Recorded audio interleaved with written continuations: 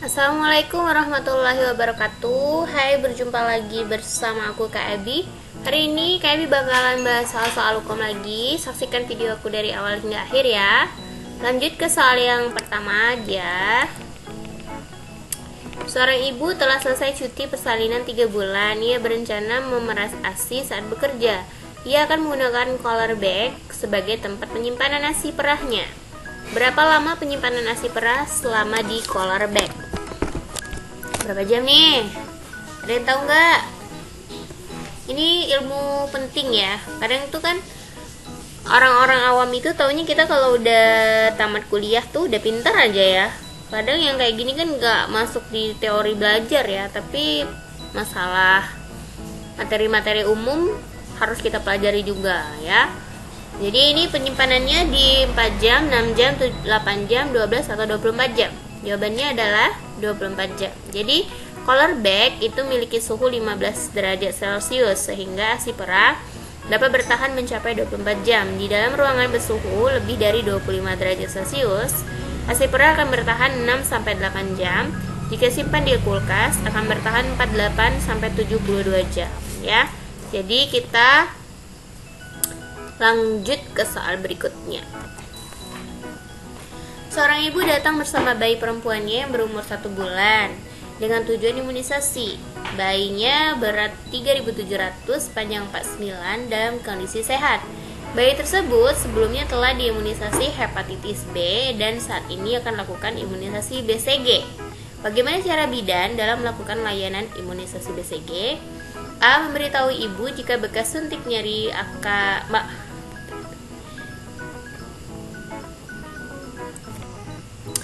Seorang ibu datang bersama bayi perempuannya yang berumur 1 bulan ke PMB dengan tujuan imunisasi. Berat bayi 3.700 gram, panjang 49, dalam keadaan kondisi sehat.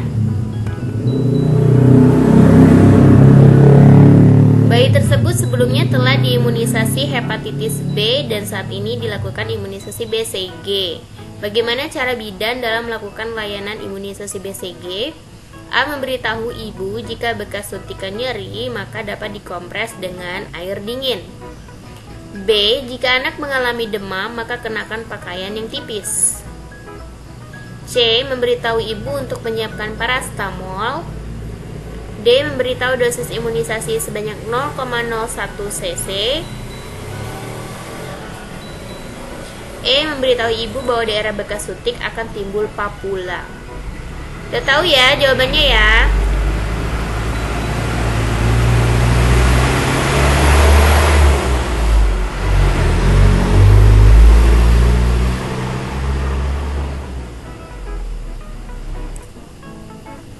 Jawabannya yang tepat adalah yang mana?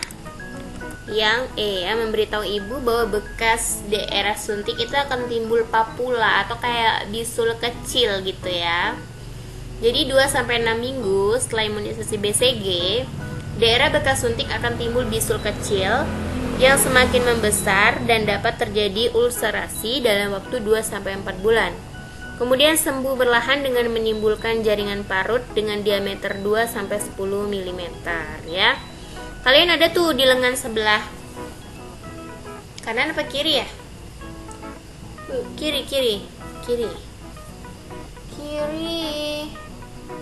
Kiri kalau nggak salah ya, kanan ya. Lupa deh keyword ya. Di sini perhatikan bahwa jenis imunisasi BCG akan menimbulkan bekas di daerah penyuntikan atau bisul kecil sehingga menjadi jaringan parut. Kita lanjut ke soal berikutnya.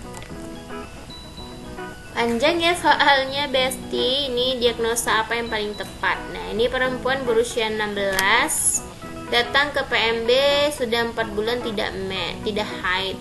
Sebelumnya mendapat haid lancar. Menarche-nya atau mens pertamanya usia 13 tahun. Haid setiap bulan dengan lama 3-7 hari. Ganti pembalut setiap 6 jam. Tidak merasa nyeri perut. HCG urin negatif. Tinggi badan 140, berat badan 45. tensi normal, nadi normal, napas normal, suhu normal. Kemudian tidak ada benjolan payudara, tidak teraba massa, tanda seks sekunder positif. Jadi diagnosa apa yang paling tepat? Amenorea, hipermenorea, hipomenorea, oligomenorea, atau polimenorea? Jawabannya amenorea. Apa itu amenorea? Jadi rasionalnya, keluhan haid sudah 4 bulan, tidak haid. Amenorea adalah suatu keadaan atau kondisi di mana pada seorang wanita tidak mengalami haid pada masa menstruasi sebagaimana mestinya, atau secara sederhana disebut dengan tidak haid pada suatu periode atau masa menstruasi. Terdapat 2 jenis klasifikasi amenorea. Amenorea primer dan sekunder. Dikatakan primer pada saat belum pernah mengalami mens dan berusia 16 tahun atau lebih dengan tanda seks sekunder positif, atau usia 14 tahun bila tanda sekunder negatif. Sedangkan disebut amenorea sekunder di mana seseorang mempunyai masa atau periode atau siklus mens yang normal, akan tetapi kemudian tidak menstruasi selama 3 bulan atau lebih secara berurutan, ya. Jadi kata kuncinya tadi, usianya sudah 16, kemudian tanda seks sekunder positif, dan sudah tidak mens 4 bulan. Ya, jadi jawabannya adalah yang A ya, teman-teman ya. Lanjut.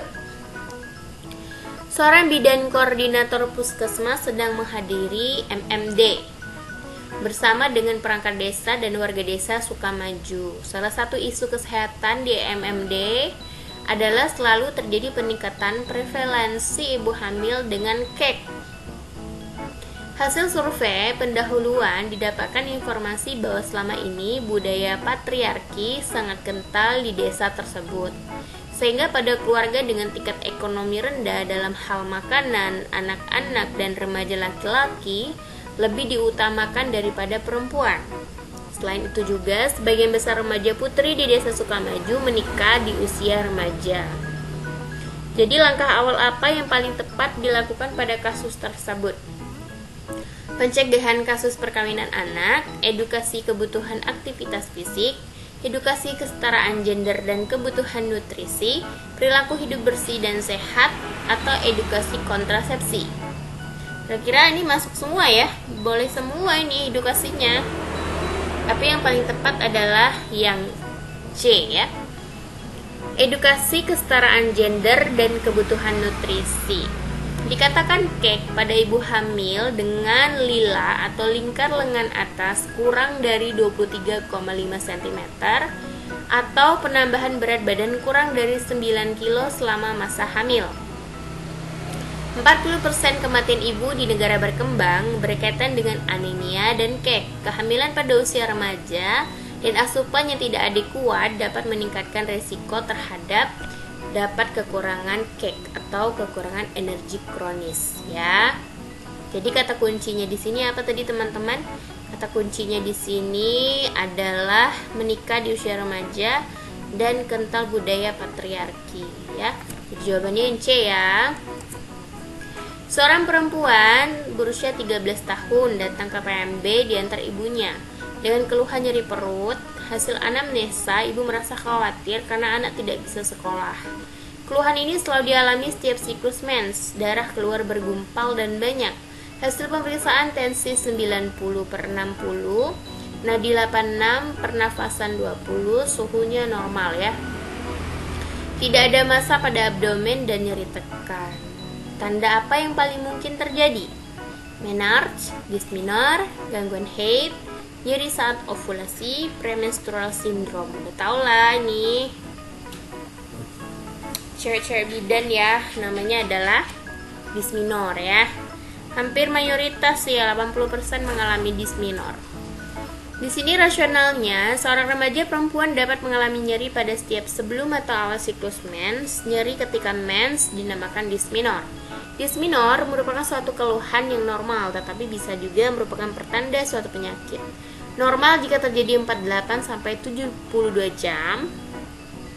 Terasa seperti kram perut, nyeri perut yang terus-menerus pada bagian bawah perut yang menjalar ke pinggang atau paha.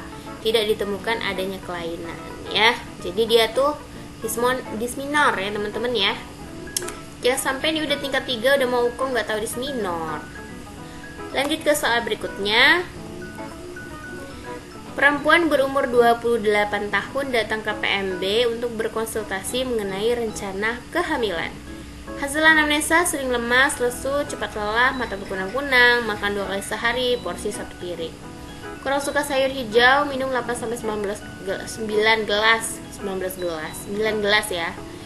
9 gelas per hari. Hasil pemeriksaan tensinya normal, nadi normal, suhu normal, nafas normal. Konjungtivanya pucat. HB-nya 8. Wah, rendah ya. Diagnosis apa yang paling tepat nih? Anemia bulan sabit, anemia defisiensi besi, anemia ringan, anemia sedang, atau anemia berat? Kira-kira jawabannya anemia sedang ya. Jadi rasionalnya apa?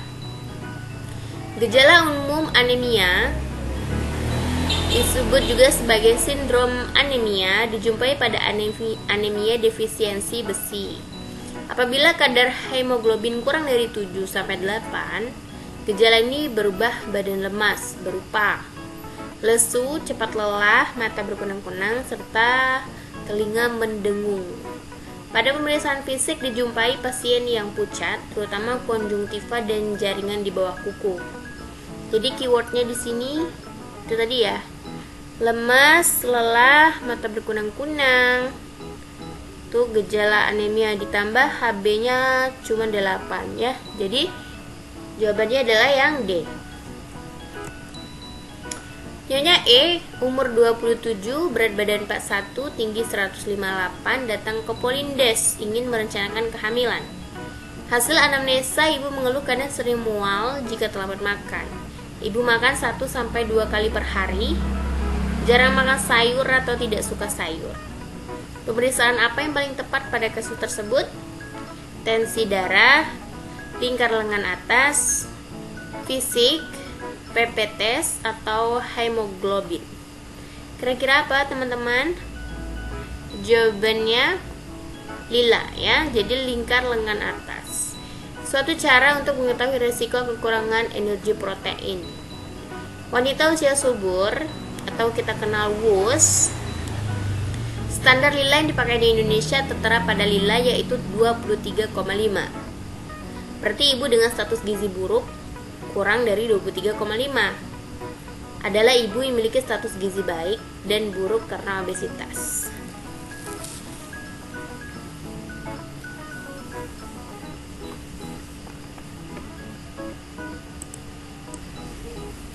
Jadi jawabannya adalah yang B ya, mengukur lingkar lengan atas atau lila. Jadi mengukur lila itu untuk mengetahui resiko kekurangan energi protein pada wanita usia subur.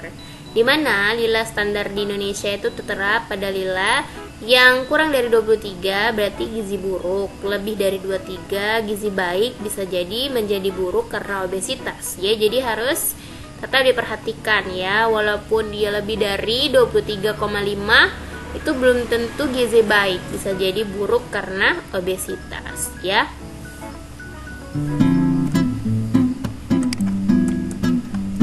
Nah, sekian dulu video dari aku. Semoga membantu teman-teman bidan yang bakalan UKOM. Jangan lupa aktifkan lonceng kalian, subscribe, like, dan share video aku. Terima kasih. Assalamualaikum warahmatullahi wabarakatuh.